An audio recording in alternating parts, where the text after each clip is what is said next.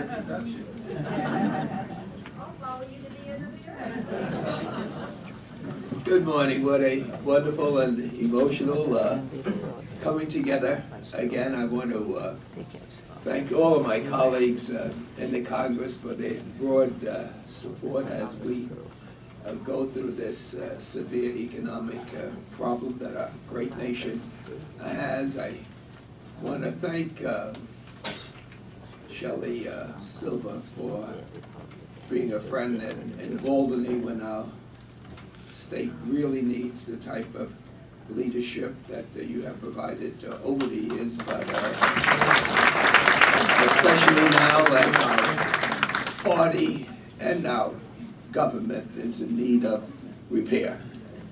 And of course, Eric Snyderman and all of those from my congressional district have been just extremely helpful no matter throughout my career.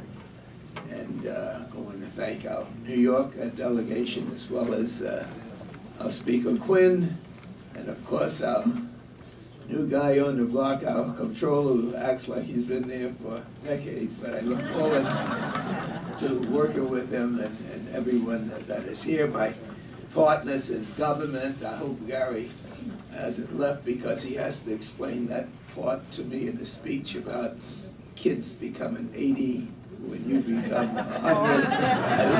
I loved it, you know, I just didn't know how it worked out.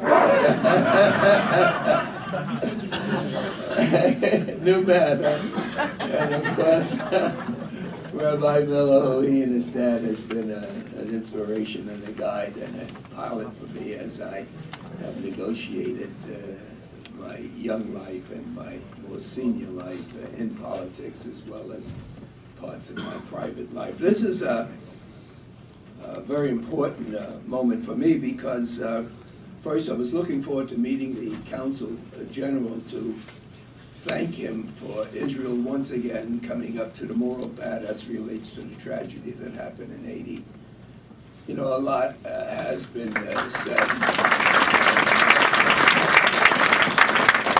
about Israel in a very emotional way, and we should not expect that an audience like this would not be hurried in terms of our dedication and our support for the survival and continued leadership of Israel. But again, I quote Gary when he mentioned that the leadership in Israel said that some of the nations that are the enemies of Israel and the enemies of the United States, that they're not from the same neighborhood. And I just like to talk on that because a lot of people don't know or don't feel that America is our neighborhood.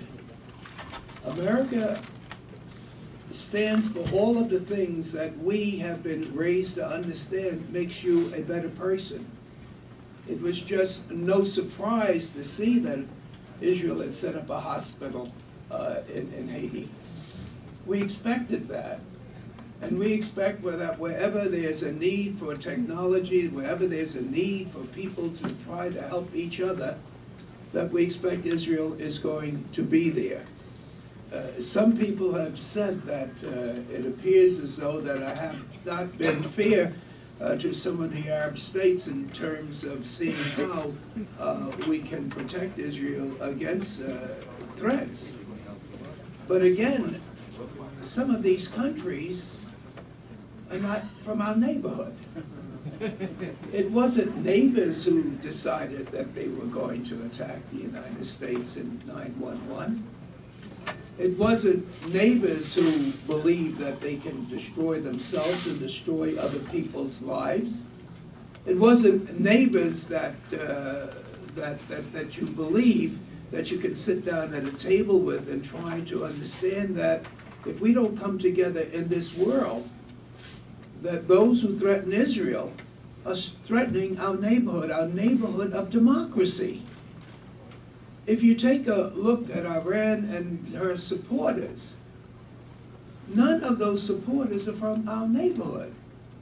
I'm a combat veteran and I can reduce it to infantry type of language, Howard, and that is that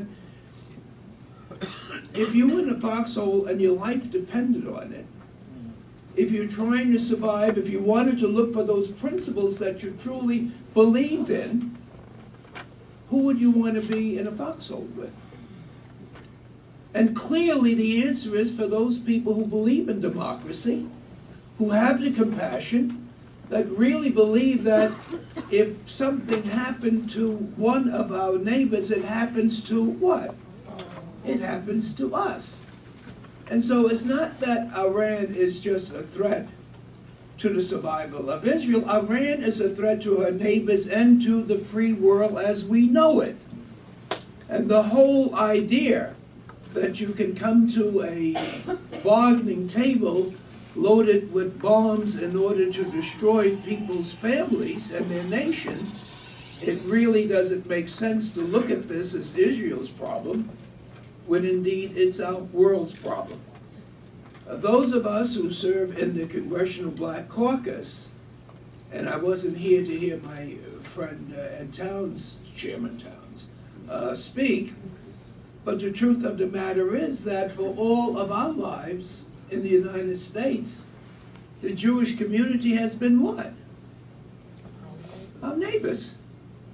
The things that we believe in, whether it's a cross or whether it's a star, it's the principles that's involved in how do you expect to live your life, and more importantly, what kind of atmosphere do you expect your children to be able to enjoy. And so when the civil rights movement started, you didn't have to look and see which side the Jewish community is going to be on, because history has dictated that the Israel government has known pain, has known its beginning, knows what's involved in the survival, and in terms that what America wants for America, America wants for Israel, and we want it for each other, and we want it for the world. And so, in a sense, it just seems to me that when we come together and talk about the survival of Israel, we're talking about really the survival of one of our neighbors, the things that we believe in. And so I wanted to congratulate the Israeli government for once again showing that those principles that we believed in, if Iran was there on the front line, that would have been news, because Iran doesn't appear to have the same values as we have in what? In our neighborhood.